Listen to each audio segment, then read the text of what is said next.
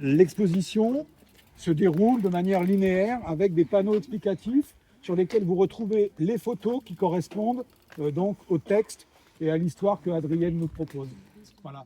Dans l'exposition, la frontière est vue sous différentes perspectives. Si les contrôles frontaliers ont bien marqué les esprits, aujourd'hui, la frontière Sarre-Moselle, c'est plutôt une expression de liberté, à l'image de ces clichés pris au bord de l'eau. C'était la commande de départ, à savoir comment est-ce qu'aujourd'hui, à notre époque, les familles vivaient cet aspect frontalier, habitant d'un côté, travaillant de l'autre, peut-être allant faire leurs courses d'un côté en habitant, et donc voilà. Plusieurs familles ont accepté de poser devant l'objectif.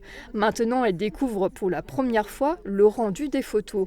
Chaque cliché montre une vision très personnelle de leur vie à la frontière franco-allemande. L'exposition a lieu en ce moment même au parc archéologique de Bliesbrück-Rheinheim, un lieu très symbolique car situé au beau milieu de cette frontière franco-allemande, le thème de cette exposition photo.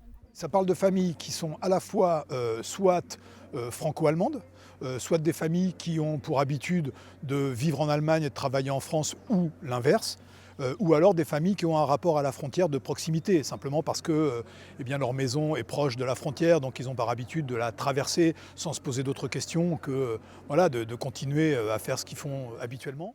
C'est la seconde édition du projet transfrontalier baptisé La Ligne Claire, die Helle Linie en allemand.